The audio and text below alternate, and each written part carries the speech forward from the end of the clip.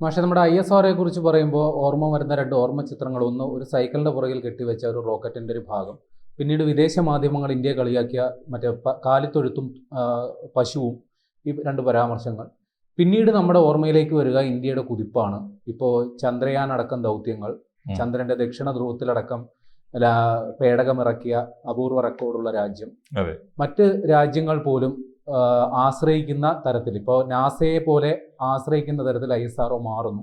വലിയ രീതിയിലുള്ള കുതിച്ചാണ്. ഇപ്പോൾ വാണിജ്യ നിക്ഷേപങ്ങൾക്ക് പോലും പ്രാപ്തമായ ഒരു ശക്തിയായി ISRO ഇന്ത്യയെ മാറുന്നു എന്നുള്ളതാണ് വാസ്തവം. ISRO ചെയർമാൻ കഴിഞ്ഞ ദിവസം പുറത്തിറക്കിയ വാർത്താക്കുറിപ്പിൽ ചരിത്രപരമായ നേട്ടങ്ങളാണ് ISRO കരസ്ഥമാക്കിയെന്ന് പറയുന്നു. എന്തൊക്കെയാണ് അത് പറയുന്നത്? തീർച്ചയായിട്ടും അത് ISROയുടെ ഒരു ചരിത്ര രേഖ തന്നെയാണ്. നമ്മളൊരു പക്ഷേ ശാസ്ത്ര സാങ്കേതിക രംഗത്ത് ഇന്ത്യയുടെ വളർച്ച കൃത്യമായി രേഖപ്പെടുത്തുന്ന ഒരു ഇൻഡെക്സാണ്, ഒരു ചരിത്രപരമായ ഗ്രാഫാണ് അദ്ദേഹം ഇന്നലെ വരച്ച് കാണിച്ചത്. ശ്രീ വി നാരായണൻ്റെ ആക്ച്വലി അതൊരു ആർട്ടിക്കിളാണ്, ലോകത്തിലെ സകലമാന സയൻസ് ജേർണലുകൾക്കും അയച്ചു കൊടുത്ത ഒരു ആർട്ടിക്കിളാണ്.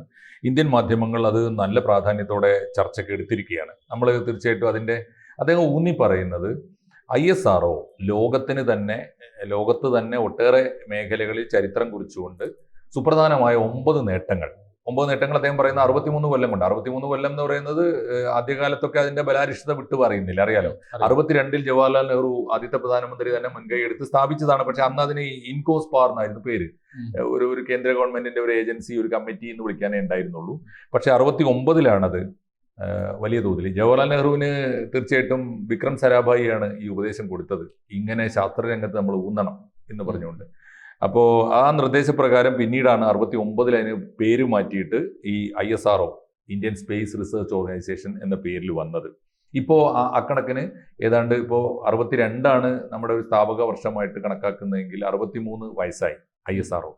പക്ഷെ സമീപകാലത്ത് 80-കൾക്ക് ശേഷം കുതിച്ചു മുന്നേറുന്ന പുരോഗതി ഉണ്ടായി.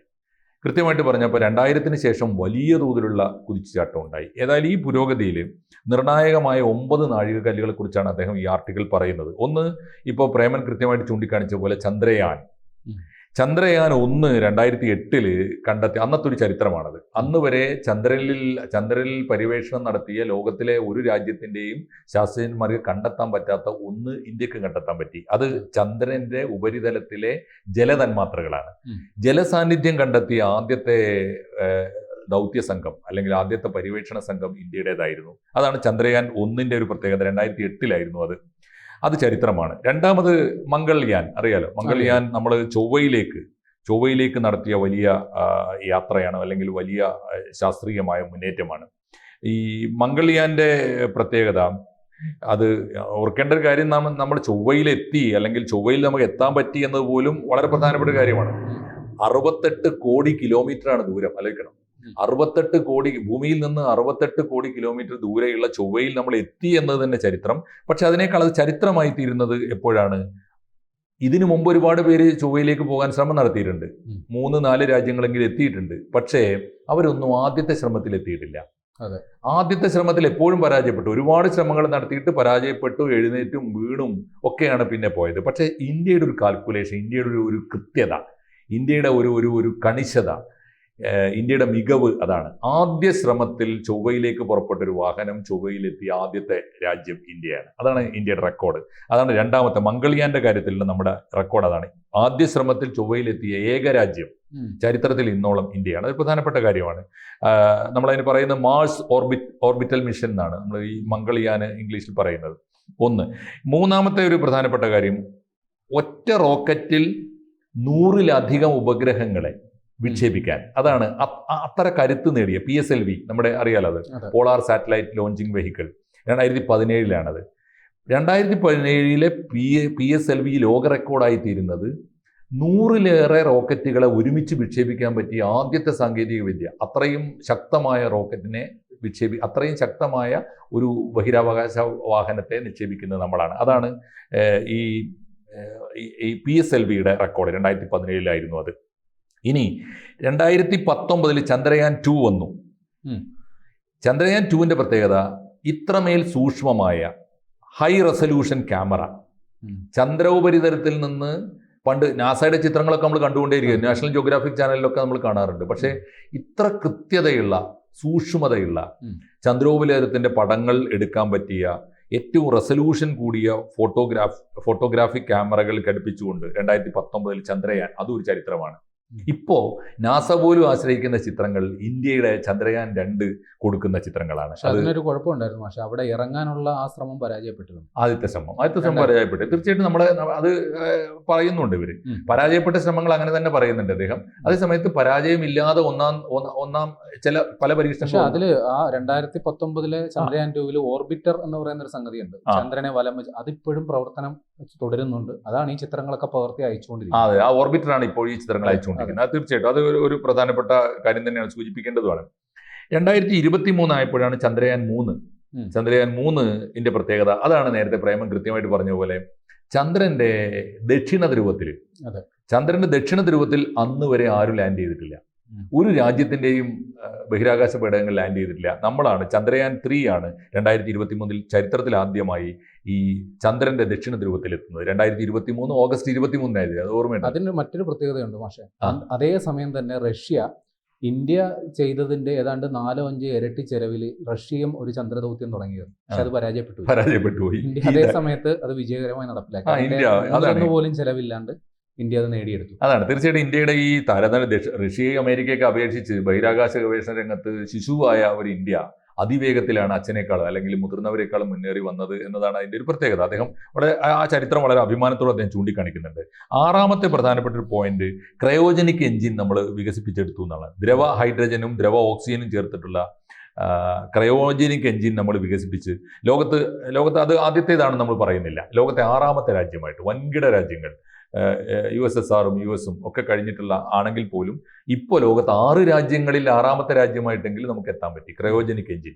ഈ ക്രയോജനിക് എഞ്ചിന്റെ പേരിലാണ് ISRO ചാരക്കേസ് ഉണ്ടായത്. ഓർമ്മ അതൊക്കെ അല്ല, ആ സാങ്കേതിക വിദ്യ ഇന്ത്യക്ക് കൈമാറാനായിട്ട് അമേരിക്കയോ അല്ലെങ്കിൽ സോവിയറ്റ് യൂണിയനോ ഒരു ഘട്ടത്തിൽ തയ്യാറായിരുന്നില്ല.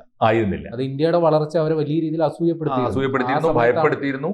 ഇപ്പോ അത് നമ്മൾ തന്നെ നേടിയിരിക്കുന്നു എന്നതാണ് ഈ ക്രയോജനിക് എഞ്ചിന്റെ പ്രശ്നം. 7ാമത്തെ ഒരു പ്രധാനപ്പെട്ട കാര്യം, ഈ ക്രയോജനിക് എഞ്ചിൻ വികസിപ്പിച്ചെടുക്കാനുള്ള പരീക്ഷണങ്ങൾ ഈ പലപ്പോഴും ഈ കുറെ കൂടി കൃത്യത, ഈ മറ്റു രാജ്യങ്ങൾ പലപ്പോഴും ഈ 10 തവണയൊക്കെ പരീക്ഷിച്ചിട്ടാണ് അത് നേടിയത്. ഇന്ത്യ പക്ഷേ 3ാമത്തെ പരീക്ഷണത്തിൽ വിജയിച്ചു. അപ്പോൾ നമ്മൾ എത്ര സത്യസന്ധമായിട്ടാണ് പറയുന്ന ആലോചിച്ചു. നമ്മൾ നേടിയിരിക്കുന്നു, 1ാമതെന്ന് പറഞ്ഞില്ല. 10 തവണ പരീക്ഷിച്ചിട്ടാണ്, ഏറ്റവും ചുരുങ്ങിയത് 10 തവണയെങ്കിലും പരീക്ഷിച്ചിട്ടാണ് ക്രയോജനിക് എഞ്ചിൻ വികസിപ്പിക്കുന്നതിൽ ലോകോത്തര രാജ്യങ്ങൾ, വൻകിട രാജ്യങ്ങൾ നേടിയത്. നമ്മൾ 3ാമത്തെ പരീക്ഷണത്തിൽ വിജയിച്ചു എന്നതും റെക്കോർഡായി അദ്ദേഹം പറയുന്നുണ്ട്. തീർച്ചയായിട്ടും പ്രധാനപ്പെട്ട കാര്യമാണ്. 8ാമത്തെ ഒന്ന്, ഈ റോക്കറ്റ് വിക്ഷേപണത്തിലെ കൃത്യത. ഇപ്പൊ മംഗൾയാൻ, നേരത്തെ നമ്മൾ പറഞ്ഞ പോലെ മംഗൾയാൻ 68 കോടി കിലോമീറ്റർ ദൂരത്തേക്കാണ് പോയത്. ചില പരീക്ഷണങ്ങളിലൊക്കെ പരാജയപ്പെട്ടാലും മംഗൾയാന്റെ വിജയം വമ്പിച്ചതായിരുന്നു. കാരണം എന്താ വെച്ചാൽ ഒരു 0.01 ഡിഗ്രി പോലും ആംഗിളിൽ മാറ്റമില്ലാതെ കൃത്യമായിട്ട് വിജയിച്ചു. 68 കോടി കിലോമീറ്റർ നമുക്ക് എത്തിക്കാൻ പറ്റി. അതും ചരിത്രപരമായ റെക്കോർഡാണ്. 9ാമത്തെ കാര്യം, അവസാനത്തെ കാര്യം അദ്ദേഹം ചൂണ്ടിക്കാണിക്കുന്ന ഇതാണ്.